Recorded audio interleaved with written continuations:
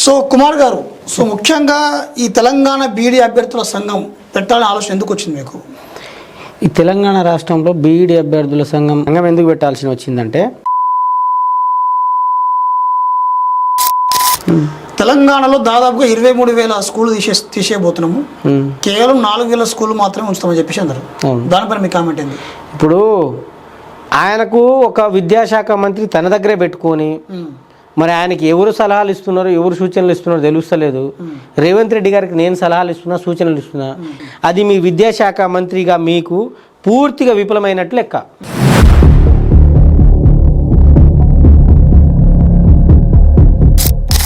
Dilsukhnagar coaching సెంటర్లో పోయి నేను ఎంక్వైరీ చేసిన, ఓయూలో ఎంక్వైరీ చేసిన, నేను బయట అంతా ఎంక్వైరీ చేస్తే ఫీడ్బ్యాక్ తీసుకుంటే నిరుద్యోగులందరూ ఏమంటున్నారంటే ప్రభుత్వాన్ని విమర్శిస్తున్నారు. ప్రభుత్వం బాగాలేదు, ప్రభుత్వం మాకు ఉద్యోగాలు ఇవ్వట్లేదని చెప్పేసి విమర్శిస్తున్నారు. At the same time Rajagopal Reddy గారిని కొద్దిగా పొగుడుతూ రాజగోపాల్ రెడ్డి సమర్థిస్తున్నారు. ఎందుకు అట్లా ఎందుకు అవుతుంది? ఆయన వ్యక్తిగతంగా నిరుద్యోగుల సమస్యలపైన సొంత పార్టీలో ఉండి కూడా మాట్లాడిన వ్యక్తి.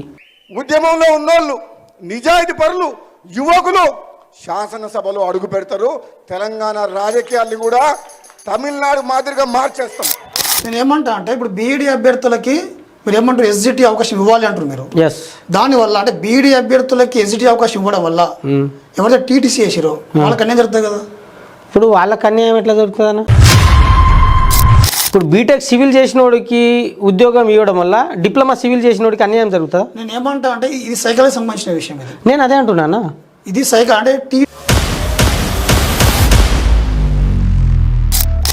పదే చాలా వార్తా పేపర్లు కూడా చూసినా నేను. చాలాసార్లు మీరు అరెస్ట్ అయ్యారు, మీద లాఠీ దెబ్బలు పడ్డాయి. లాఠీ దెబ్బలు కూడా కొట్టిరు, మొన్న ఘోరంగా కొట్టిరు.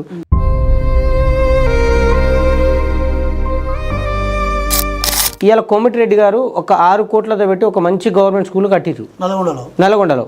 కట్టినప్పుడు ఇది ఆ గవర్నమెంట్ స్కూళ్ళలో ఇవాళ పిల్లలు పోటీ పడి వాళ్ళ పేరెంట్స్ అక్కడ చదివించడానికి ఇంట్రెస్ట్ చూపుతా ఉన్నారు.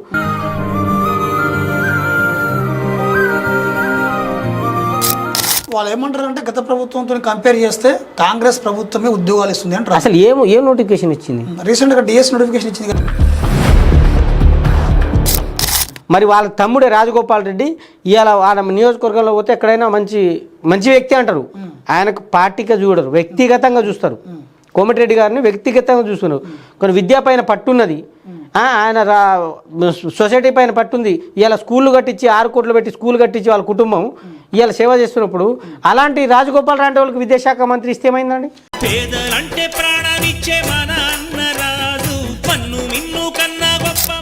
మీరు ఎందుకు అట్లా చాలా మంది చూసిన బట్టి దిల్సుఖ్నగర్లో ఎంక్వైరీ చేసిన, ఉస్మాన్ యూనివర్సిటీలో ఎంక్వైరీ చేసిన, చాలా మంది నిరుద్యోగులు ప్రభుత్వాన్ని వ్యతిరేకిస్తూనే, కాంగ్రెస్ పార్టీ వ్యతిరేకిస్తూనే రాజగోపాల్ రెడ్డి గారిని సమర్థిస్తున్నారు. ఎందుకు అట్లా జరుగుతుంది? ఇప్పుడు మనిషి ముఖ్యమన్నా, ప్రజల ఆత్మగౌరవం, నా ఆత్మగౌరవం, నన్ను నమ్ముకున్న నా అభిమానులు అందరూ కూడా తలెత్తుకుని ఉండేలాగా మా రాజగోపాల్ రెడ్డి ఎప్పుడు తప్పు చేయను. ఎందుకంటే నన్ను నమ్ముకున్న వాళ్ళకు అన్యాయం చేసినట్టయితే నేను తప్పు చేయను. అయ్యప్ప దీక్ష అయినా 45 రోజులతో ఒక పూట భోజనం తిని ముగుస్తుందేమో కానీ మా నిరుద్యోగులు ఉద్యోగ నోటిఫికేషన్ వచ్చేదాకా ప్రతిరోజు ఒక పూట భోజనం సాయిబాబా గుడిలో తిని ఇవాళ చదువుకుంటా ఉన్నారు.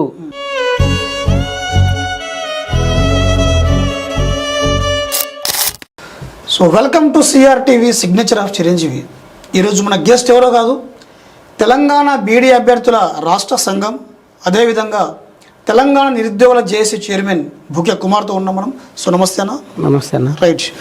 సో కుమార్ గారు, సో ముఖ్యంగా ఈ తెలంగాణ బీఈడీ అభ్యర్థుల సంఘం పెట్టాలని ఆలోచన ఎందుకు వచ్చింది మీకు? ఈ తెలంగాణ రాష్ట్రంలో బీఈడీ అభ్యర్థుల సంఘం రాష్ట్ర అధ్యక్షుడిగా సంఘం ఎందుకు పెట్టాల్సి వచ్చిందంటే, ముఖ్యంగా 1999లో జీవో నెంబర్ 108 ప్రకారం దాదాపు 2/3 ప్రమోషన్లు పోతా ఉన్నాయి. ప్రమోషన్ పోయినప్పుడు మాకు మిగిలేది 1/3 డైరెక్ట్ రిక్రూట్మెంట్ జరిగేది. అయితే మాకు అప్పటిదాకా ఎటువంటి ఇబ్బంది రాలేదు. 2011 తర్వాత మాకు ఇబ్బందులు వచ్చాయి. 2011 తర్వాత ఏం జరిగిందంటే, 2011 తర్వాత సుప్రీంకోర్టు తీర్పు ఇవ్వడం జరిగింది. ఏమని? బీఎడ్ వాళ్లకు ఎస్జిటి అవకాశం లేదు, అది కేవలం డిఎడ్ వాళ్ళకి మాత్రమే. బీఎడ్ వాళ్ళు అడల్ట్ సైకాలజీ చదివి ఉన్నారు, డిఎడ్ వాళ్ళకు చైల్డ్ సైకాలజీ ఉన్నది అని చెప్పేసి మాకు సుప్రీంకోర్టు తీర్పు ఇవ్వడం వల్ల ఏంటంటే, దానివల్ల మేము లాస్ అయ్యి దాని తర్వాత 70% ప్రమోషన్లు పోతున్నాయి, 30% డైరెక్ట్ రిక్రూట్మెంట్ పోతూ ఉన్నాయి. ఇప్పుడు మేము ఏం చేయాలి? అప్పటిదాకా అయితే మాకు ఎస్జిటి అవకాశం ఉంది కాబట్టి మాకు ఇబ్బంది ఏం లేదు. సరే స్కూల్ అసిస్టెంట్ రాకపోయినా ఎస్జిటి రాసుకుంటాం, ఎస్జిటి రాసుకున్న తర్వాత ప్రమోషన్ల ద్వారా అయినా మేము స్కూల్ అసిస్టెంట్గా వెళ్ళిపోవచ్చు అనే కాన్సెప్ట్ ధోరణిలో మేము ఉండేది. దానివల్ల మాకు ఇబ్బంది అయిందని చెప్పేసి ఉద్దేశంతో పెట్టాం. అదేవిధంగా మాకు టెట్ అని ఉంటుంది, టీచర్ ఎలిజిబుల్ టెస్ట్. ఆ టెట్లో ఏం చేస్తున్నారంటే మాకు బయోసైన్స్ ఉంటుంది. ఆ బయోసైన్స్కి వచ్చేసి 30 మార్కులు మ్యాథ్స్ రాయాల్సిన పరిస్థితి ఏర్పడతా ఉంది, 30 మార్కులు సైన్స్ రాయాల్సి వస్తుంది. ఫిజిక్స్, కెమిస్ట్రీ, బయో సైన్స్ ఈ 3 కలిపి 30 మార్కులు ఉంటే 30 మార్కులు. మిగతా సబ్జెక్ట్ వాళ్ళకి ఇప్పుడు సోషల్ వాళ్ళకి ఏముంటుందంటే 60 మార్కులు డైరెక్ట్ సోషల్ కంటెంటే ఉంటుంది. ఇక 30 మార్కులు ఇంగ్లీష్ ఉంటుంది, 30 తెలుగు ఉంటుంది, 30 సైకాలజీ ఉంటుంది. సో వాళ్ళకి ప్రాబ్లం లేదు. ఇక్కడ ప్రాబ్లం వచ్చింది అలా ఏంటంటే బయాలజీ వాళ్ళకి ప్రాబ్లం వచ్చింది. టెట్లో వాళ్ళకి మ్యాథ్స్ రాయాల్సిన పరిస్థితి ఏర్పడింది. అరే వాళ్ళు చదివేది బయాలజీ, చదివేది ఫిజిక్స్, కానీ వాళ్ళు రాసేది మాత్రం మొత్తం చదవాల్సిన మొత్తం సబ్జెక్ట్ వచ్చేసి మ్యాథమెటిక్స్. రేపు పిల్లలకు పోయి ఏం చెప్తారు వీళ్ళు? ఇప్పుడు మ్యాథ్స్ చెప్తారా లేకుంటే బయాలజీ చెప్తారా? ఇప్పుడు టీచర్కి కావాల్సింది ఏంటి, ఆయన ఏ సబ్జెక్ట్లో ప్రావీణ్యం ఉందో ఆ ప్రావీణ్యంలో ఎక్స్ప్లెయిన్ చేయాలి. ఇప్పుడు బయాలజీ టీచర్ పోయి క్లాస్లో బయాలజీ చెప్తాడు, మ్యాథ్స్ నేర్చుకొని తర్వాత బయాలజీ చెప్పి ఏం అది ఫైదా ఏముంటుంది చెప్పు? మీరు ఏమంటారంటే ఒక డిఎస్సి అభ్యర్థి ఏ సబ్జెక్ట్ మీద అయితే ఎగ్జామ్ రాస్తున్నాడో, ఏ సబ్జెక్ట్ బోధించబోతున్నాడో ఆ సబ్జెక్ట్ మీద మాత్రమే ఎగ్జామినేషన్ ఉండాలంటారు. ఎస్, నేను అదే అంటాను. దానికోసమే ఇంకోటి మాకు సంబంధించిన ఈ బిఎడ్ వాళ్ళకు నాట్ ఓన్లీ ఫర్ బిఎడ్ అని నేను చెప్పేది నిరుద్యోగుల సమస్యల గురించే కాదు. ఈవెన్ దో ఇప్పుడు టీచర్లలో కూడా బిఎడ్ చేసిన వాళ్ళు చాలా ఇబ్బంది పడుతూ ఉంటారు. నేను ఏమంటా అంటే ఇప్పుడు బీఈడి అభ్యర్థులకి మీరు ఏమంటారు ఎస్జిటి అవకాశం ఇవ్వాలి అంటారు మీరు. ఎస్, దానివల్ల అంటే బీఈడి అభ్యర్థులకి ఎస్జిటి అవకాశం ఇవ్వడం వల్ల ఎవరైతే టీటీసీ చేసిరో వాళ్ళకి అన్యాయం జరుగుతుంది కదా. ఇప్పుడు వాళ్ళకి అన్యాయం ఎట్లా జరుగుతుంది అన్న? జరుగుతుంది కదా. ఇప్పుడు బీటెక్ సివిల్ చేసినోడు డిప్లొమా సివిల్ చేసినోడు ఉంటాడు. ఇప్పుడు బీటెక్ సివిల్ చేసినోడికి ఉద్యోగం ఇవ్వడం వల్ల డిప్లొమా సివిల్ చేసినోడికి అన్యాయం జరుగుతుందా? నేను ఏమంటా అంటే ఇది సైకాలజీ సంబంధించిన విషయం. ఇది నేను అదే అంటున్నానా. ఇది అంటే టీటీసీ అభ్యర్థులకి చైల్డ్ మీద స్పెషల్ సబ్జెక్ట్స్ ఉంటాయి. అవును. సో వాళ్ళు చిన్న పిల్లలకి చదువు చెప్పగలరు. అవును. బీఈడి అభ్యర్థులకి మళ్ళీ ఎస్జిటి అవకాశం ఇస్తే టీటీసీ అభ్యర్థుల పరిస్థితి ఏంటి అంటే నేను ఇప్పుడు వాళ్ళు చాలా తక్కువ మంది ఉన్నారు. ఇప్పుడు 2018లోనే సెంట్రల్ గవర్నమెంట్ ఏమని చెప్పింది, బిఎడ్ వాళ్ళకి ఎస్జిటి అవకాశాలు కల్పించింది. అప్పుడు రాజస్థాన్ నుంచి కొంతమంది పోయారు. అప్పుడు వీళ్ళే ఆర్గ్యూ ఏం చేసింది, ఎన్సిటి ఆర్గ్యూ ఏం చేసింది, ఏం ఆర్గ్యూ చేసిందంటే ఇవ్వచ్చు బిఎడ్ వాళ్ళకి, తర్వాత ఒక 6 నెలలు బ్రిడ్జ్ కోర్స్ లాంటిది పెట్టి వాళ్ళకు అవకాశం కల్పించవచ్చు, ఇబ్బంది లేదు, ఇదే చైల్డ్ సైకాలజీ వాళ్ళకి నేర్పించవచ్చు అని చెప్పేసి కోర్టు వీళ్ళు చెప్పారు. అప్పుడు ఏం చెప్పింది, డిఎడ్ చేసిన వాళ్ళు చాలా తక్కువ మంది ఉన్నారు. సో వాళ్ళు టెట్ క్వాలిఫై అవడంలో కూడా చాలా ఇబ్బంది పడుతూ ఉన్నారు. టెట్ క్వాలిఫై ఒక 5-6% మాత్రమే క్వాలిఫై అవుతారు. కానీ అందుకనే విద్యా వ్యవస్థకు ఇప్పుడు మనం బలోపేతం చేయలేము, రాను మనం బలోపేతం చేయొచ్చు అనే ఉద్దేశంతో వీళ్ళు ఆర్గ్యూ చేసిర్రు. అలా ఏం కుదరదు, వాళ్ళ పోస్టులు వాళ్ళకే ఇవ్వాలని చెప్పేసి చెప్పడం జరిగింది. అప్పుడు మనం ఏం చేయాలి, ఇప్పుడు ఎన్సిటి తీసుకోవాల్సిన చర్యలు ఏంది, దానికి సంబంధించి చైల్డ్ సైకాలజీ లాంటి బిఎడ్ లాంటి పెట్టి ఇంకేమైనా సబ్జెక్టులు ఉంటే అవి పెట్టి మాకు ఎస్జిటి అవకాశం కల్పించమంటున్నాం. కానీ మేము డైరెక్ట్ ఎస్జిటి అవకాశాలు కల్పించమని చెప్పేసి మేము అడుగుతలేము. రైట్. సో నేను ఏమంటా అంటే మీరు పదే చాలా వార్తా పేపర్లో చూసినా నేను చాలాసార్లు మీరు అరెస్ట్ అయ్యారు, మీ మీద లాఠీ దెబ్బలు పడ్డాయి, కేసులు అయినాయి. నేను ఏమంటా అంటే ఇప్పుడు మీరు ఏమంటారు, మెగా డిఎస్సి కావాలంటారు. అవును, మెగా డిఎస్సి కావాల్సిందే. మాకు దాదాపు 7 లక్షల మంది నిరుద్యోగులు ఉన్నారు, అంటే బీఈడి అభ్యర్థులు ఉన్నారు కాబట్టి మెగా డిఎస్సి కావాలంటారు మీరు. గవర్నమెంట్ ఏమంటుంది అంటే చాలా చోట్ల మనం కూడా చూసినాం. అది అక్కడ పరిస్థితి ఏంటంటే కొన్ని స్కూళ్ళల్లో, తెలంగాణలో కొన్ని స్కూళ్ళల్లో ప్రభుత్వ పాఠశాలలో ఎట్లుందంటే పరిస్థితి, 10 మంది విద్యార్థులు ఉంటే 15 మంది ఉపాధ్యాయులు ఉన్నారు. చాలా చోట్ల విద్యార్థుల కంటే ఉపాధ్యాయులు ఎక్కువ ఉన్నారు. మరి ఈ 70 లక్షల మంది అభ్యర్థులకి డిఎస్సి నోటిఫికేషన్ ద్వారా ఉద్యోగాలు ఇచ్చి వాళ్ళు ఎక్కడ పెట్టమంటారు, వాళ్ళకి జీతాలు ఎట్లా చేయమంటారు, అసలు అక్కడ అదంత అవసరం ఉందా? మీరు చెప్పింది కరెక్టే అన్న. మరి ఈ గవర్నమెంట్ స్కూళ్ళలో పిల్లలు రాకపోవడానికి కారణం ఎవరు? ఫస్ట్ ఈ రాజకీయ నాయకులు కాదా, ఎట్లా ఈ ప్రభుత్వాలు కావా? ఇదే గవర్నమెంట్ స్కూళ్ళలో ఇప్పుడు ఎగ్జాంపుల్ ఒకటి చెప్తాను నేను.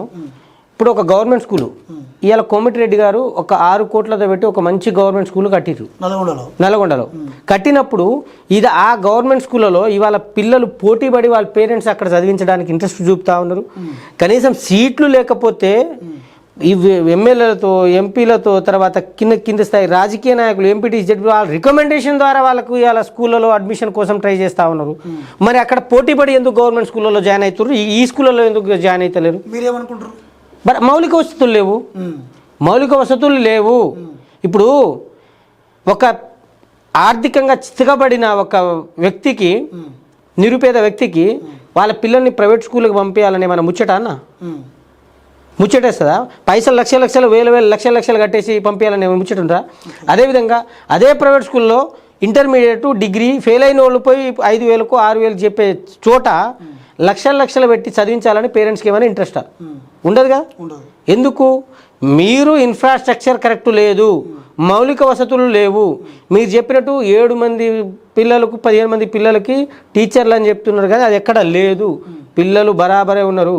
దాదాపు ప్రతి స్కూలకు మనకు రైట్ టు ఎడ్యుకేషన్ యాక్ట్ ప్రకారం ఏంటంటే ప్రతి పిల్లవాడికి విద్యార్థికి చదువుకునే హక్కు ఉన్నది. వాళ్లకు విద్యా హక్కు ప్రాథమిక హక్కులో కల్పించారు. రాజ్యాంగం 21వ హక్కులో ప్రాథమిక హక్కులో కల్పించారు ప్రతి ప్రైమరీ విద్య అనేది. మరి అలాంటి స్కూళ్ళలో మొన్న రేవంత్ రెడ్డి గారు ఏమంటున్నారు, 30 మందికి ఒక టీచర్ ఉండాలంటారు. 30 మందికి ఒక టీచర్ కాదన్న, 30 మంది లోపు ఉన్న ప్రతి స్కూళ్ళలో ఒక టీచర్ కావాలి. అంటే ప్రతి స్కూళ్ళకు ఒక టీచర్ కావాలని అర్థం. 30 మంది లోపు చాలా ఒక్కళ్ళు ఉన్నా కూడా ఒక టీచర్ కావాలి. చాలా చోట్ల ఒకరిద్దరు పిల్లలు ఉన్నా కానీ 2-3 టీచర్స్ ఉన్నారు, ఉండాలి. మనం చూసినాం అట్లా. ఇప్పుడు ఒకళ్ళిద్దరు ప్రభుత్వానికి భారం కాదా? మీరు అంటున్నారు ప్రభుత్వానికి భారం కాదా అంటున్నారు. ఇప్పుడు స్కూల్ అసిస్టెంట్ టీచర్లు చాలా చోట్ల సబ్జెక్టులే లేదు. ఇప్పుడు ఎగ్జాంపుల్ చెప్తా, గురుకులానే చూద్దాం. 2022 వచ్చిన నోటిఫికేషన్కి రేవంత్ రెడ్డి గారు మొన్న భర్తీ చేసిర్రు. పేపర్లు లీక్లు అయినాయి, అవి ఒక సైడ్ తర్వాత మాట్లాడదాం. ఇప్పుడు అప్పుడు ఉన్న స్కూళ్ళలో 3,000 మందిని 3,000 టీచర్లను బ్యాక్లాగా ఉంచుకుని ఖాళీ ఉంచుకొని తన దగ్గర పెట్టుకున్నారు. మరి అప్పుడు ఆ ఖాళీలు ఉన్నాయని గుర్తించే కదా రేవంత్ రెడ్డి ఆ ఖాళీలు గత ప్రభుత్వం ఆ ఖాళీలు గుర్తించి దాదాపు 7-8 వేల టీచర్ నోటిఫికేషన్ ఇస్తే ఆ నోటిఫికేషన్లో 3,000 ఖాళీలు ఉన్నాయి. మరి అప్పటి నుంచి ఇప్పుడు దాకా నోటిఫికేషన్ రాలేదు. ఆ 3,000 బ్యాక్లాగ్ ఉన్నాయి. మరి ఆ 3,000 టీచర్లు ఎవరిని బోధిస్తున్నారు? అక్కడ ఉన్న స్టూడెంట్స్ని ఎవరు బోధిస్తున్నారు? ఖాళీలు లేవా? మరి అవుట్సోర్సింగ్ వాళ్ళ భర్తీ చేసుకోవాల్సిన అవసరం ఏముంది? గురుకుల నోటిఫికేషన్ ఇస్తే ఏమైంది? మీరు రోజుకు ఒక పేపర్లో చూస్తూ ఉండండి, ఇవాళ ఈ గురుకులాల్లో అవుట్సోర్సింగ్గా తీసుకుంటున్నావు, ఇంకో గురుకులాల్లో అవుట్సోర్సింగ్గా తీసుకుంటున్నాం, మళ్ళీ ఇంకో మైనార్టీ గురుకులాలను, ఎస్టీ గురుకులాలను, బీసీ గురుకులాలను, ఇలా 5 రకాల గురుకులాలకు సంబంధించిన గురుకులాల్లో ప్రతిరోజు న్యూస్లో వస్తూ ఉన్నది, పలానా ఇవాళ గురుకులాల్లో ఖాళీలు ఉన్నాయి, అవుట్సోర్సింగ్ కింద ఖాళీలు ఉన్నాయని చెప్పేసి. మరి అవి అక్కడ టీచర్ లేకనే కదా. వాళ్ళు ఏమంటారు అంటే గత ప్రభుత్వంతో కంపేర్ చేస్తే కాంగ్రెస్ ప్రభుత్వమే ఉద్యోగాలు ఇస్తుంది అంటారు. అసలు ఏం నోటిఫికేషన్ ఇచ్చింది? రీసెంట్గా డిఎస్ నోటిఫికేషన్ ఇచ్చింది కదా. ఏం రీసెంట్గా ఎక్కడ ఇచ్చింది? అది గతంలో ఇచ్చిన ఒక 5,000కి ఒక 5,000 జోడించిండు అంతే, జోడించి 11,000 చేసిండు అంతే. కానీ ఈయన ఇచ్చింది ఏముంది? ఈయన వచ్చిన తర్వాత తన మేనిఫెస్టోలో పెట్టిండు కదా, 25,000తో మెగా డిఎస్ ఇస్తామని తన మేనిఫెస్టోలో పెట్టిండు, ప్రచారం చేసిండు, ఇందిరా పార్కుల ధర్నాలకు వచ్చిర్రు, తన ట్విట్టర్లో పెట్టుకున్నాడు. పెట్టుకొని మరి 25,000 ఖాళీలు ఉన్నాయని చెప్పేసి గుర్తించినోడివి ఇప్పుడు దాకా ఎందుకు భర్తీ చేస్తలేవు? దెన్ ఇంకోటన్నా, ఇప్పుడు లాస్ట్ టైం మేము డిఎస్సి పోస్ట్ పోన్ చేయమని చెప్పినాం. అదే డిఎస్సి అప్పుడు గురుకుల నోటిఫికేషను, తర్వాత హాస్టల్ వార్డెను, మా స్కూల్ అసిస్టెంట్ బీఎడ్ వాళ్ళకి పోస్టులే లేవు. 1-2 ఉన్నాయి ఇచ్చిన నోటిఫికేషన్లో, కొన్ని జిల్లాలో పోస్టులే లేవు. దాని తర్వాత కనీసం దీన్ని మేము ప్రిపేర్ అయిన తర్వాత గ్రూప్ 2, గ్రూప్ 3 ఎగ్జామ్స్ రాస్తాం. సో మేము గ్రూప్ 2, గ్రూప్ 3 ప్రిపేర్ అవుతున్నాం. మీరు డిఎస్సి ఇప్పటికిప్పుడు మొన్ననే రీసెంట్గా టెట్ అయిపోయింది కదా, వెంటనే డిఎస్సి ఒక 15 టెట్ నడుస్తూనే ఉంది. డిఎస్సి నోటిఫికేషన్ల ద్వారా అప్లికేషన్ తీసుకుంటూనే ఉన్నారు. సో ఆ టైంలో మాకు చదువుకోవడానికి టైం ఇవ్వలేదు, కొంచెం గ్యాప్ ఇవ్వండి భయ్. గ్యాప్ ఇస్తే మేము ఇప్పుడు ఎట్లా గ్రూప్స్ రాసుకుంటాం, దాని తర్వాత డిఎస్సి రాస్తామంటే ఆ రోజు ఏమన్నారు బట్టి విక్రమార్క గారు నిండు అసెంబ్లీలో, మేము ఇప్పుడు వెంటనే భర్తీ చేసిన విత్-ఇన్ 6 నెలల్లో 5,000 నోటిఫికేషన్తో రెడీగా ఉన్నాయి, అన్ని క్లియర్గా ఉన్నాయి, ఎటువంటి ఇబ్బంది లేదు, 5,000తో ఖాళీలు ఉన్నాయి, మేము భర్తీ చేస్తామన్నారు. మరి ఇప్పుడు దాకా భర్తీ చేయలేదు. దాంతోపాటు రీసెంట్గా రాష్ట్ర ముఖ్యమంత్రి రేవంత్ రెడ్డి గారు ఏమన్నారంటే తెలంగాణలో దాదాపుగా 23,000 స్కూళ్ళు తీసేయబోతున్నాము, కేవలం 4,000 స్కూళ్ళు మాత్రమే ఉంచుతామని చెప్పేసి అన్నారు. దానిపైన మీ కామెంట్ ఏంది? ఇప్పుడు ఆయనకు ఒక విద్యాశాఖ మంత్రి తన దగ్గరే పెట్టుకొని మరి ఆయనకి ఎవరు సలహాలు ఇస్తున్నారో ఎవరు సూచనలు ఇస్తున్నారో తెలుస్తలేదు. రేవంత్ రెడ్డి గారికి నేను సలహాలు ఇస్తున్నా, సూచనలు ఇస్తున్నా, మీరు 23,000 స్కూళ్ళు తీసేస్తా, 27,000 స్కూళ్ళలో 23,000 స్కూళ్ళు తీసేస్తా, 4,000 రన్ చేపిస్తా అంటే అది మీ విద్యాశాఖ మంత్రిగా మీకు పూర్తిగా విఫలమైనట్లు లెక్క, అంతే కదా. ఇవాళ 23,000 స్కూల్ తీసేస్తున్నామంటే ఇంకోటి, ఇవాళ ఏమో నారాయణ చైతన్య స్కూల్ వాళ్ళకి, ఈ ప్రైవేట్ విద్యా సంస్థలకు, మీరు కాసులకు, వాళ్ళు ఇచ్చే ముడుపులకు, ఇవన్నీ గవర్నమెంట్ స్కూళ్ళను మూసివేసి ప్రైవేట్ స్కూళ్ళను ప్రోత్సహించి ఈ గవర్నమెంట్ స్కూళ్ళను సర్వనాశనం చేసే పనిలోనే రేవంత్ రెడ్డి ఉన్నారు. విద్యాశాఖ మంత్రి నేను ఏదో చేస్తా అంటున్నారు కానీ విద్యాశాఖ మంత్రిగా పూర్తిగా విఫలమైంది. ఇవాళ డిపార్ట్మెంట్ పోలీస్ విధంగా కూడా పూర్తిగా డిప్లొమైంది. హోంశాఖ విద్యాశాఖ రెండు ఆయన దగ్గర పెట్టుకొని, అదేవిధంగా మున్సిపల్ శాఖ, ఈ మూడు తన దగ్గరే పెట్టుకొని పూర్తిగా సర్వనాశనం చేసిండు రాష్ట్రాన్ని రేవంత్ రెడ్డి. ఇవాళ ఆయా శాఖలలో ఎక్కడ కమిషన్లు వస్తున్నాయని చూస్తున్నారే తప్ప వేరేదేం లేదు. ఇవాళ విద్యాశాఖ నుంచి మొత్తం ప్రైవేట్ విద్యా సంస్థల నుంచి కమిషన్ల మూటలు బ్యాగులు మోసుకొని తన ఇంట్లో పెట్టుకుంటుండే తప్ప ఇవాళ గవర్నమెంట్ స్కూళ్ళలో మాత్రం ఇచ్చే పరిస్థితి కనబడుతుంది. తన దగ్గరే ఆయనకు అంతా సోయి ఉండి ఇవాళ విద్యాశాఖను బాగు చేయాలనుకుంటే ఒకటే చెప్తున్నాను నేను, ఇవాళ నేను చెప్పినా ఇందాకలా కోమటిరెడ్డి గారు మంచి స్కూల్ని కట్టారని. ఇవాళ తెలంగాణ మూమెంట్లో కూడా ఆయన ఫస్ట్ రాజీనామా చేసిన తెలంగాణలో ఈ మలిదశ ఉద్యమంలో ఎవరున్నారంటే కోమటిరెడ్డి గారు. ఆయన రాజీనామా చేసిండు. ఆయన 6 కోట్ల పెట్టి మంచి స్కూల్ కట్టిండు. మరి వాళ్ళ తమ్ముడే రాజగోపాల్ రెడ్డి ఇవాళ వాళ్ళ నియోజకవర్గంలో పోతే ఎక్కడైనా మంచి వ్యక్తి అంటారు. ఆయనకు పార్టీగా చూడరు, వ్యక్తిగతంగా చూస్తారు. కోమటిరెడ్డి గారిని వ్యక్తిగతంగా చూస్తున్నారు. కొన్ని విద్య పైన పట్టున్నది, ఆయన సొసైటీ పైన పట్టుంది. ఇవాళ స్కూళ్ళు కట్టించి 6 కోట్లు పెట్టి స్కూల్ కట్టించి వాళ్ళ కుటుంబం ఇవాళ సేవ చేస్తున్నప్పుడు అలాంటి రాజగోపాల్ రెడ్డి వాళ్ళకి విద్యాశాఖ మంత్రి ఇస్తే ఏమైందండి? మీరు ఎందుకు అట్లా చాలా మందిని చూసినప్పుడు దిల్సుఖ్నగర్లో ఎంక్వైరీ చేసిన, ఉస్మాన్ యూనివర్సిటీలో ఎంక్వైరీ చేసిన, చాలా మంది నిరుద్యోగులు ప్రభుత్వాన్ని వ్యతిరేకిస్తూనే, కాంగ్రెస్ పార్టీ వ్యతిరేకిస్తూనే రాజగోపాల్ రెడ్డి గారిని సమర్థిస్తున్నారు. ఎందుకు అట్లా జరుగుతుంది? ఇప్పుడు మనిషి ముఖ్యమన్నా. రాజగోపాల్ రెడ్డి కూడా కాంగ్రెస్ పార్టీ కదా. కాంగ్రెస్ ఇక్కడ ఇప్పుడు కాంగ్రెస్ పార్టీ కావచ్చు.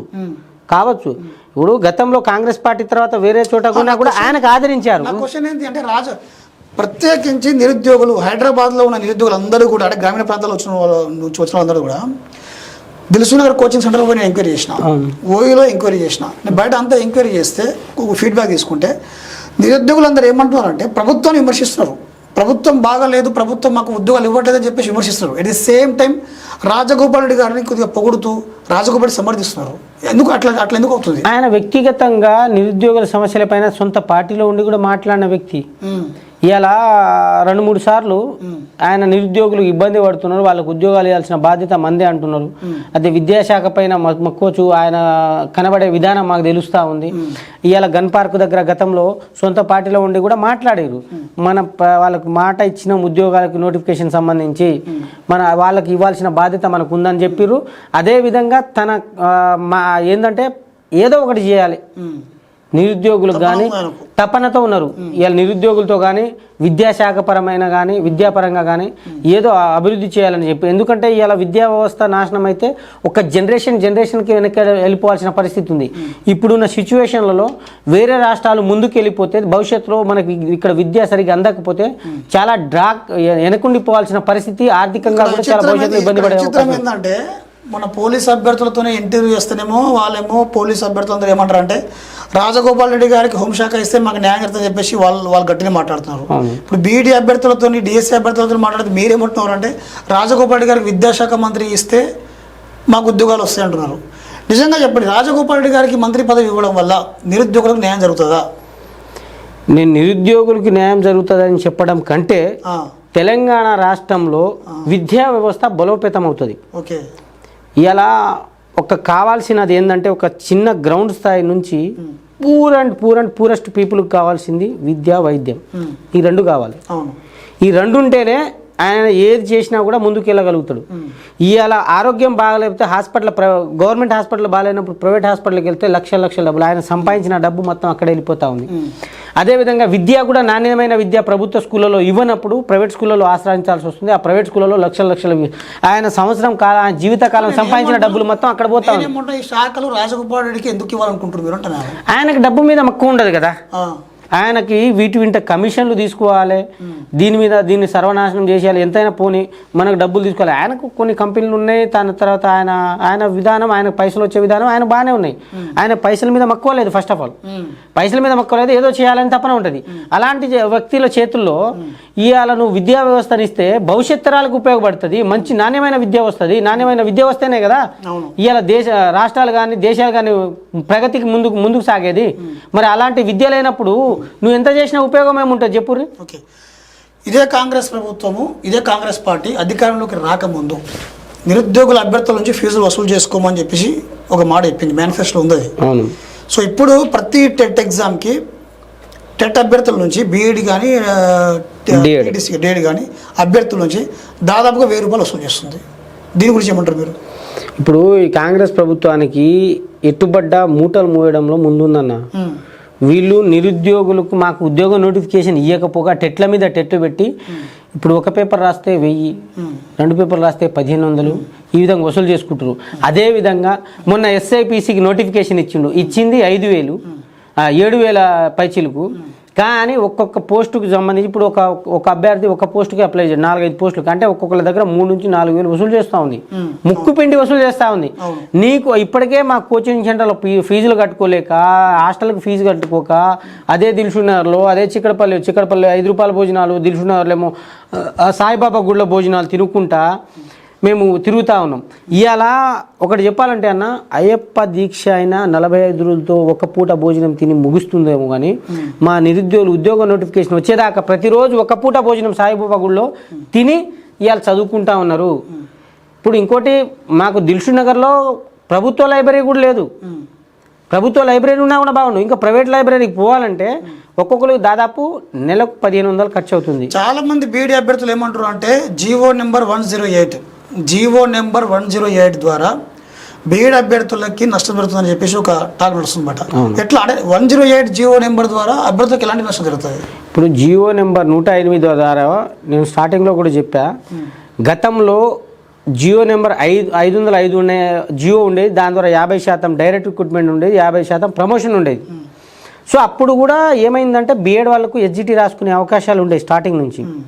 తర్వాత డిఎడ్ కాలేజ్ వచ్చేసినాయి, డైట్ కూడా కావాలని చెప్పేసి ఎన్సిటీ ప్రపోజ్ చేయడం, దానివల్ల ఆ విధంగా రావడం జరిగింది. దానివల్ల ఏమైందంటే 99లో అప్పటి స్కూళ్ళు బాగా డెవలప్ కావాలి, విద్యా వ్యవస్థ బలం కావాలని చెప్పేసి ఇప్పుడున్న టీచర్లను వెంటనే ప్రమోషన్ ఇస్తే, ఎక్కువ మందికి ప్రమోషన్ ఇస్తే మళ్ళీ డైరెక్ట్ రిక్రూట్మెంట్ తీసుకుంటే ఎక్స్పీరియన్స్ ద్వారా వాళ్ళకి బాగుంటుంది అనే ఉద్దేశంతో తీసుకున్నారు. కరెక్టే, నేను దాన్ని తప్పుపడతలేను. అప్పుడు 99లో చేసిన జీవో. దాని తర్వాత 2011లో ఏం చెప్పిందంటే సుప్రీంకోర్టు బీఎడ్ వాళ్లకు ఎస్జిటి అవకాశాన్ని పూర్తిగా తీసేసింది. ఆ పూర్తిగా తీసేయడం వల్ల ఏం జరిగిందంటే మాకు బీఎడ్ వాళ్లకు డైరెక్ట్ ఇప్పుడు ఎస్జిటి రాసుకునే అవకాశం లేకుండా వీళ్ళనే 70% ప్రమోషన్ తీసుకోవడం వల్ల ఏమైందంటే మాకు అన్యాయం జరుగుతూ ఉంది. ఆ విధంగా అన్యాయం జరగడం వల్ల దానివల్ల ఏందమ్మా డైరెక్ట్ రిక్రూట్మెంట్ వీళ్ళు నోటిఫికేషన్ ఇచ్చేది 4 సంవత్సరాలకు 3 సంవత్సరాలకు ఒక నోటిఫికేషన్ ఇస్తారు, 5 సంవత్సరాలకు నోటిఫికేషన్ ఇస్తాయి. ఇప్పుడు ఏపీలో లోకేష్ గారు అన్నారు మొన్ననే, ఏమన్నారు, ఈ కాలంలోనే 3 సంవత్సరానికి ఒక డిఎస్సి ఇస్తా అన్నాడు. మరి మన ప్రభుత్వాలకు ఏమైంది? మన ప్రభుత్వానికి ఏమైందన్నా? ఇప్పటిదాకా ఒక్క నోటిఫికేషన్ ఇవ్వలేదు. గతంలో ఇచ్చిన నోటిఫికేషన్ ఆ పేపర్లు లీక్లు అయ్యి అన్నీ చేసి లాస్ట్కు భర్తీ చేస్తే ఇప్పుడు దాని తర్వాత ఒక్క నోటిఫికేషన్ ఒక రిటైర్మెంట్ కాలేదా? ఇప్పుడు 2/3 వంతు ధర మొన్న రేవంత్ రెడ్డి గారు ఒక మాట అన్నారు, 23,000 టీచర్లను నేను ప్రమోషన్ ఇచ్చినా అన్నారు. సరే, మంచిదే, చాలా మంచిది. వాళ్ళు ప్రోత్సహించడం, టీచర్లను ప్రమోషన్ ఇచ్చి ప్రోత్సహించడంలో మాకు ఇబ్బంది లేదు. కానీ అదేవిధంగా మీరు 23,000 పైకి ప్రమోషన్ ఇచ్చినప్పుడు సరే దాంట్లో 3,000 నాన్ టీచింగ్ పోయిననుకో, 20,000 అయితే నువ్వు ప్రమోషన్ ఇచ్చినావు కదా మంచిగా టీచింగ్ ఫ్యాకల్టీ ఉన్నరికి. వాళ్ళకి 20,000 ఇచ్చినప్పుడు వీళ్ళందరూ పైకి వచ్చినప్పుడు ఆ 20,000 ఎస్జిటి పోస్టులు ఖాళీలు ఉన్నాయా లేవన్నా? ఖాళీ డైరెక్ట్ రిక్రూట్మెంట్ భర్తీ చేయాల్సినవి. వాళ్ళు మొత్తం పైకి వచ్చేసినప్పుడు కిందకి ఏముంటాయి? ఖాళీలు అవుతాయి. సరే, అది దానికి 2/3 వంతు భర్తీ చేసినాం. మరి 1/3 వంతు స్కూల్ అసిస్టెంట్ పోస్టులు మరి బీఎడ్ అభ్యర్థులతో భర్తీ చేయాలా లేదా? చేయాలి కదా. మరి నువ్వు ఇవ్వట్లేదంటే నువ్వు ఆ పోస్టులు మరి కంప్లీట్గా మొత్తం 100% ప్రమోషన్ ఇచ్చేసినావా? ఆ ఉపాధ్యాయ సంఘాల దగ్గర ఏమైనా పైసలు తీసుకొని, ఆ టీచర్ల దగ్గర ఏమైనా పైసలు తీసుకొని నువ్వు ఏమైనా ప్రమోషన్ ఇచ్చావా అనేసి నా క్వశ్చన్. దానికి ఆన్సర్ చెప్పాల్సిన అవసరం ఉంది ప్రభుత్వం. ఎప్పటి నుంచో అడుగుతూనే ఉన్నా. దాంతోపాటు మనం గతంలో ఒకసారి చూసినాం, మనం 2012 అనుకుంటా, 2012లో ఒక్కసారి మాత్రమే ఏజెన్సీ డిఎస్సి వచ్చింది. దాని తర్వాత బీఆర్ఎస్ ప్రభుత్వం మొత్తం అసలు డిఎస్సీ లేదు, ఏజెన్సీ కాదు జనరల్ డిఎస్సీ లేదు. సో ఇప్పటి వరకు కూడా ఏజెన్సీ డిఎస్సి ఇంతవరకు ఇవ్వలేదు. దానిపైన మీరేమంటారు? ఇప్పుడు ఏజెన్సీ డిఎస్సి గురించి ఈ ప్రభుత్వాలు గిరిజనులు అంటే చిన్న చూపు అన్న. ఏజెన్సీ ప్రాంతాల్లో అట్టడుగున ఉన్న గిరిజనులకు మొన్న సీతక్క గారు ఆమె మూటలు మోసుకుంటా ఎట్లాంటి గుట్టల్లో పోయిందో తెలిసింది. ఆ గుట్టల్లో, అడవుల్లో, వాగులు దాటుకుంటా, వంకలు దాటుకుంటా, బండ్లు నట్టుకుంటా అది మొత్తం ఫోటోలు తీసుకుంది. మరి అవన్నీ అబద్ధం అయితే మరి ఏజెన్సీ ప్రాంతాల్లో స్కూల్ ఆ ఏరియాలో స్కూల్ ఉండేది ఏజెన్సీ ఐటీడీ పరిధిలో ఉన్న స్కూల్లే ఉంటాయి. ఇక్కడ మన ఈ స్కూల్ ఎక్కడ పెట్టలే. అలాంటి గ్రామీణ ప్రాంతాల్లో ఏజెన్సీ ప్రాంతాల్లో ఆ స్కూల్ పోయినా అట్లాంటి చోట స్కూల్స్ ఉన్నాయి. అలాంటి చోట టీచర్లు వెళ్ళి కూడా చెప్తా ఉన్నారు ఏజెన్సీ ప్రాంతాలలో వాళ్ళ మాతృభాషలో, ఎందుకంటే విద్యకు దూరం అవుతా ఉన్నారు, వీళ్ళని బయటికి తీసుకురావాలంటే వీళ్ళు అంటే నాన్ ట్రైబ్స్ ఉంటారు కదా, తెలుగు రాదు వాళ్ళకి, తెలుగు రాదన్నప్పుడు వాళ్ళకి మోటివేషన్ చేసి వాళ్ళ పేరెంట్స్కి మోటివేషన్ తీసుకొచ్చే వాళ్ళు ఎవరైనా ఉన్నారంటే అది ఏజెన్సీలో వాళ్ళ గ్రామాల్లో వాళ్ళ టీచర్లను పంపిస్తే వాళ్ళ భాషలో మాట్లాడి వాటిని మోటివేట్ తీసుకొచ్చి ఇవాళ స్కూల్లో పెడితే వాళ్ళకి చదువుకి పైకి తీసుకురావాలని చెప్పేసి ఉద్దేశంతో పెట్టిన కాన్సెప్ట్లో ఏజెన్సీ డిఎస్సీలు, ఏజెన్సీ స్కూల్స్లు. మరి అలాంటి స్కూళ్ళలో ఇప్పుడు దాకా నోటిఫికేషన్ ఇస్తలేవు నువ్వు. ఏమని అంటే మేము జనరల్ దాంట్లో కలిపినా ఉంటాం. జనరల్ దాంట్లో కలిపితే నువ్వు ఏ విధంగా వాళ్ళకి న్యాయం, ఇప్పుడు అవి నడిచేవి కూడా ఐటీడీ నిధుల ద్వారానే నడుస్తాయి. ఏజెన్సీ స్కూళ్ళలో ఈ ఆశ్రమ స్కూల్స్ కానీ కొన్ని ఈ స్కూల్స్ ఉన్నాయి ఏజెన్సీ ప్రాంతాల్లో. ఆ స్కూల్స్ మొత్తం ఇవాళ ఆశ్రమం మొత్తం ఐటీడీ నిధులతో నడిచి ఆ నిధులు కూడా మరి కేటాయిస్తున్నప్పుడు అప్పటి నుంచి ఇప్పుడు దాకా మీరు ఒక్క నోటిఫికేషన్ ఇవ్వలేదంటే ఈ ప్రభుత్వాలకు, ఈ రాజకీయ నాయకులకు గిరిజనులపైన, ఏజెన్సీ యొక్క విద్యపైన ఎంత మక్కువ ఉందో అనేది స్పష్టంగా అర్థమవుతుంది. ఏ విధంగా అన్యాయం చేస్తున్నాడు ఇది. ఎందుకంటే ఇలా వాళ్ళకి ఆ విధంగా మక్కువ ఉంటే ఇలా గ్రామీణ స్థాయిలో అట్టడుగునున్న స్థాయిలో వాళ్ళకంటే డ్రాబ్యాక్లో ఇంకెవరు ఉండరు కదా, అలాంటి చోటనే మీరు విద్య అందిస్తలేరు. వాళ్ళు ఏమంటారు అంటే ప్రభుత్వ పాఠశాల బలోపేతం చేయడానికి కాస్మోటిక్ ఛార్జ్ మేము పెంచినాము, గతంలో తక్కువగా ఉండే, కాంగ్రెస్ ప్రభుత్వం వచ్చిన తర్వాతనే ప్రభుత్వ పాఠశాలలో డెవలప్మెంట్ కోసం కావచ్చు, ఫెసిలిటీస్ కోసం కావచ్చు కాస్మోటిక్ ఛార్జ్ మేము పెంచినాము అంటారు వాళ్ళు. ఇప్పుడు ఒకప్పుడు రేవంత్ రెడ్డి నార్మల్ కార్లో తిరిగాడు, ఇప్పుడు అందరూ ఆయన బెంజ్ కార్లో తిరుగుతూ ఉన్నాడు. ఒకప్పుడు వాళ్ళ అన్నదమ్ములు మా చాలా వెనకబడిన కుటుంబం మాది, మా అయ్య పోలీస్ పటేల్ అది ఇదని మాట్లాడుకున్నారు. ఇవాళ నువ్వు సీఎం అయినావు, మరి నీ ఖర్చులు పెరిగినాయి కదా. ఒకప్పుడు మనం కాయిన్ బాక్స్లో ఒక వైర్లతో ఫోన్లు ఉండేవి, తర్వాత కాయిన్ బాక్స్లో కాయిన్ పెట్టుకొని మాట్లాడేటోళ్ళం. ఇప్పుడు ఫోన్లలో చేతిలో ఫోన్లు వచ్చినాయి, ఆ ఫోన్లు ఒక్కొక్కటి లక్షలు అయినాయి, ప్రతిదీ పెరుగుతూ ఉన్నాయి. అప్పుడు సబ్బులు వచ్చేసి రూపాయి 2 రూపాయలు ఉండేవి, ఇప్పుడు సబ్బులు వచ్చేసి 5 రూపాయలు 10 రూపాయలు 20 రూపాయలు అవుతా ఉన్నాయి. అప్పుడు మరి ఈ విధంగా పెరిగినప్పుడు నువ్వు కాస్మెటిక్ ఛార్జ్ పెంచడం వల్ల తప్పులేదు, నువ్వు పెంచింది ఏం లేదు. ఇప్పుడు రాష్ట్ర అభివృద్ధి జరిగింది, ఆ రాష్ట్ర ప్రగతి సాధించింది, ఆర్థికంగా ముందుకెళ్తా ఉన్నాం. ఇవాళ ఇన్ని లక్షల కోట్లు, అన్న లక్షల కోట్లు మేము బడ్జెట్, ఒకప్పుడు ఇన్ని వేల కోట్లే బడ్జెట్ అని చెప్పేసి మాట్లాడుతా ఉన్నాం. అంటే ఆ బడ్జెట్ పెరిగినప్పుడు అన్నిటికి మీద ధరలు కూడా పెరుగుతాయి, ఆ ధరలు పెరిగినప్పుడు కాస్మెటిక్ ఛార్జెస్ పెరుగుతాయి. దాంట్లో నువ్వు పెద్ద చేసింది ఏం లేదు. ఈ విషయాన్ని పక్కన పెడితే కానీ నేను ఒకటే చెప్తున్నా, నువ్వు కాస్మెటిక్ ఛార్జ్ పెంచే బదులు మౌలిక వసతులు కూడా కల్పించు. దాంతోపాటు ఇప్పుడు గవర్నమెంట్ స్కూళ్ళలో, హాస్టళ్లలో మరుగుదొడ్లు లేవు, నీళ్లు తాగడానికి నీళ్లు సౌకర్యాలు లేవు, సరైన దుప్పట్లు ఇట్లాంటివి ఏం లేవు. బిల్డింగ్లు స్పెషల్లీ చాలా మంది ఫుడ్ పాయిజన్ అవుతుంది. ఇవాళ గురుకులాల్లో ఫుడ్ పాయిజన్ అవుతా ఉంది, మంచి ఆ ఫుడ్ లేక. అదేవిధంగా మనం ఆ టైంలో దాదాపు 1990, 80 ఆ టైంలో 80 కంటే ముంగట కట్టిన స్కూల్స్ ఇప్పుడు దాకా రన్ అవుతున్నాయి. దాకా కొత్త స్కూల్ బిల్డింగ్లు కడతలేరు, పైన పెచ్చులు ఊడిపోతూ ఉన్నాయి. మరి కొత్త బిల్డింగ్లు కట్టడానికి ఏమవుతా ఉంది? ఆ గడితేనే కదా. ఇప్పుడు అట్లాంటి స్కూళ్ళలో ఎక్కడ కూలిపోయి మా పిల్లలకి ఏం ప్రమాదం జరుగుతుందన్న కాన్సెప్ట్ కూడా, కారణం కూడా ఒకటి. సార్ అదొక పాయింట్. నేను ఏమంటా అంటే, నేను మీ ద్వారా తెలుసుకున్నాను, అంటే వేరే వాళ్ళ ద్వారా మీ గురించి తెలుసుకున్నాను. రీసెంట్గా మీరు చేస్తున్న ఉద్యమాలలో అందరికంటే ఎక్కువ మీ మీద ఎక్కువ కేసులు అయినాయట, లాఠీ దెబ్బలు గట్టిన పడ్డాయట, జైలు పాయాలు అయ్యాయట, వాస్తవాలను కొన్ని. ఎస్, ఇది వాస్తవం. నా పైన ఉస్మానియా యూనివర్సిటీలో కేసు అయింది. ఆ రోజు రేవంత్ రెడ్డి గారు ఉస్మానియా యూనివర్సిటీకి వస్తామంటే మేము ఆ రోజు పోస్ట్ ఆఫీస్లో రాహుల్ గాంధీకి మాకు మేనిఫెస్టోలో పెట్టిన విధంగా డిఎస్సికి సంబంధించి మాకు నోటిఫికేషన్ ఇవ్వాలని చెప్పేసి మేము లెటర్ రాయడానికి పోతా ఉంటే ఆ రోజు నా మీద కేసు పెట్టిరు ఉస్మానియా యూనివర్సిటీలో. దాని తర్వాత చిక్కడపల్లిలో కూడా కేసులు పెట్టిరు, మా ఉద్యోగ నోటిఫికేషన్ ఇవ్వాలని చెప్పేసి మాట్లాడుతూ ఉంటే. దాని తర్వాత ఈ మధ్యలో కూడా డిఎస్సి నోటిఫికేషన్ అప్పుడు ఒకసారి ఇవ్వాలని, అప్పట్లో కూడా గతంలో ఒకసారి కేసు అయింది. మొన్న 2-3 సార్లు కూడా ఈ ఎస్ఐపిసికి సంబంధించి మాకు ఏజ్ పెంచండి, నోటిఫికేషన్లు ఇవ్వండి, డిఎస్సి ఇవ్వండి, గురుకులాలు ఇవ్వండి, జీపోలు ఇవ్వండి అని చెప్పేసి చేసే క్రమంలో కూడా నా మీద కేసులు పెట్టిర్రు. అదేవిధంగా 2-3 సార్లు పెట్టిర్రు. ఇప్పటికీ నా మీద 6 కేసులు అయినాయి. ఉస్మానియాలో 2, చిక్కడపల్లిలో 1, ఇక్కడ దిల్సుఖ్నగర్లో 3 లాఠీ దెబ్బలు కూడా కొట్టిరు, మొన్న ఘోరంగా కొట్టిరు. ఇక ఆ రోజు కొంతమంది రాజకీయ నాయకులు వచ్చి పరామర్శించారు, కానీ కావాలనే పోలీసు వాళ్ళు వచ్చి కొట్టిరు. ఎట్లా ఎంత దారుణంగా కొట్టారంటే, ఒక్క నిమిషం మీకు చూపెడతా. అసలు నేనైతే నెల రోజులు ఇప్పుడు దాకా ఈ పెయిన్ వస్తూనే ఉందన్న. ఇక్కడ ఏం చేసిరంటే, నేను ప్రొటెస్ట్ చేస్తా ఉన్న క్రమంలో ఒక బెటాలియన్ కానిస్టేబుల్ వచ్చేసి కొట్టడం జరిగింది. సో ఈ మధ్యన ఇంకో విషయం వింటున్నాం మనం బయట, ఏంటంటే బీఈడీ అభ్యర్థులకు కాదు, ఆల్రెడీ సర్వీస్లో ఉన్న టీచర్స్కి ఉపాధ్యాయులకే మళ్ళీ ప్రభుత్వం టెట్ ఎగ్జామ్ ఏదో పెడుతుందట. దాని గురించి ఏంది అసలు ఆ ఎగ్జామ్ దేని గురించి అంటారు మీరు? ఈ ప్రభుత్వం టీచర్లకు నిరుద్యోగులపైన సోయలేదు, ఇలా విద్యా వ్యవస్థను నాశనం చేస్తున్నాడు రేవంత్ రెడ్డి అని చెప్పేసి ఇందాను చెప్తూనే ఉన్నా. దాంట్లో భాగంగానే ఇవాళ సుప్రీంకోర్టు ఒక తీర్పు ఇచ్చిందన్న, టీచర్లు కంపల్సరీ టెట్ క్వాలిఫై కావాల్సిందని. కానీ ఆ టీచర్లకు మద్దతుగా సుప్రీంకోర్టు వెళ్ళి కేసు పెడతాడు మహానుభావుడు రేవంత్ రెడ్డి గారు. మరి టీచర్లు వాళ్ళ ఉపాధ్యాయ సంఘాలు ఆ ఉపాధ్యాయులు పోయి సుప్రీంకోర్టులో కేసు పెట్టాలి. కానీ ఏ రాష్ట్రంలో లేని విధంగా మన తెలంగాణ రాష్ట్రం ఉపాధ్యాయుల తరపున టీచర్లు టెట్ అవసరం లేదని చెప్పేసి సుప్రీంకోర్టులో కేసు పెడతారు. మీరు కంపల్సరీ టెట్ క్వాలిఫై కావాల్సిందే అని చెప్పేసి మళ్ళీ అక్కడ తీరితే మళ్ళీ వచ్చి 2 ఏళ్ల లోపు మీరు క్వాలిఫై కావాలంటే వీళ్ళు ఇప్పటికి 3 టెట్లు రాసిరు. టీచర్లు అసలు క్వాలిఫై కావట్లేరు, వాళ్ళు క్వాలిఫై కావట్లేదు. ఇప్పుడు ఏం చేయాలి? వీళ్ళకి ఎట్లయినా తీసుకుపోవాలి వీళ్ళని. వీళ్ళ దగ్గర మనం ప్రమోషన్ల కోసం డబ్బులు తీసుకున్నాం, ప్రమోషన్ ఇచ్చేసిన తర్వాత వాళ్ళ ఉద్యోగాలు పోతాయి, మనకు నెక్స్ట్ భవిష్యత్తులో ఉండదు అని చెప్పేసి ఏమైనా చేయి, ఎంత డబ్బులు కావాలని అంత డబ్బులు ఇస్తామని చెప్పేసి డబ్బులు సంచులు ఈయన రేవంత్ రెడ్డి దగ్గరికి ఇచ్చారు.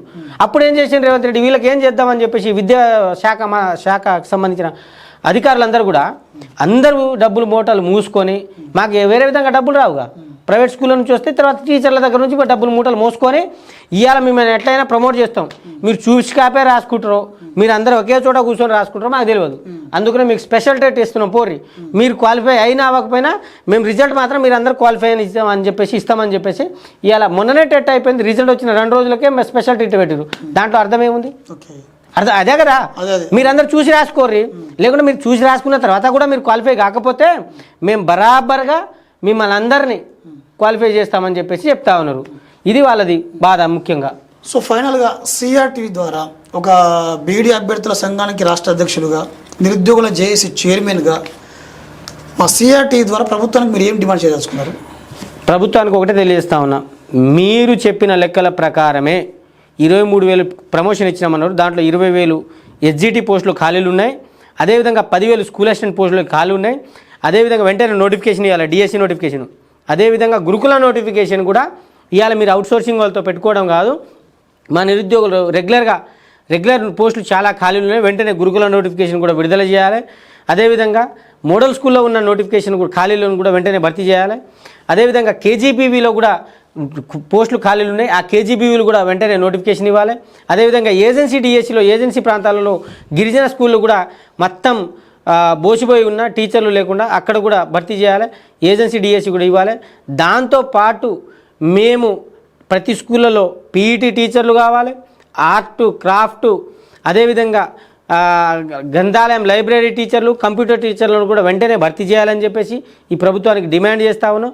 మీరు ఈ స్పెషల్ టెట్లు ఇట్లాంటి పిచ్చి పనులు మానేసి ఈ విద్యా వ్యవస్థను ఏ విధంగా బలోపేతం చేయాలనే దానిపైనే ప్రభుత్వం దృష్టి సారించాలి. మీరు మూటల మోసులు బ్యాగుల మోసుల పైన దృష్టి సారించొద్దని చెప్పేసి రేవంత్ రెడ్డికి మేము వినవిస్తున్నాం.